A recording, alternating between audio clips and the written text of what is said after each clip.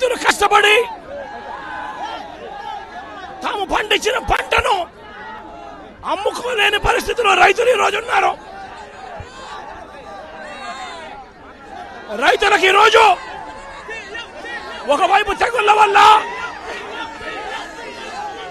రైతులకు ఇవాళ పంట కూడా మామూలుగా 20 క్వింటాళ్ళ పైన రావాల్సిన పంట ఈరోజు 10-15 క్వింటాళ్ళకే పడిపోయిన పరిస్థితులు కనిపిస్తా ఉన్నాయి. మరోవైపున రేటు చూస్తే నిరుడు సంవత్సరం అంటే వైఎస్ఆర్సీపీ ప్రభుత్వ హయాంలో 21,000 నుంచి 27,000 రూపాయలు పలికిన పంట ఈరోజు కేవలం 10-11,000 రూపాయలు కూడా కొనే నాథుడు లేడు. రైతులకు పెట్టుబడి ఖర్చులు కనీసం 1,50,000 రూపాయల నుంచి 2 లక్షల రూపాయలు ఖర్చు అవుతా ఉంది.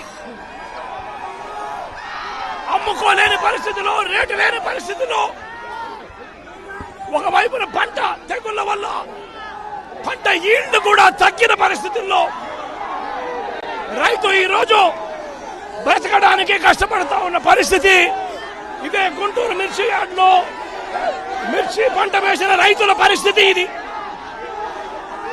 రాష్ట్ర వ్యాప్తంగా ఏ పంట తీసుకున్నా కూడా కందులు గాని, మినుము గాని, పెసరు గాని, టమాటో గాని, పత్తి గాని, ఇలా ఏ పంట తీసుకున్నా కూడా రైతులకు గిట్టుబాటు ధరలు రాని పరిస్థితి ఈ రోజు ఈ రాష్ట్రంలో కనిపిస్తా ఉంది.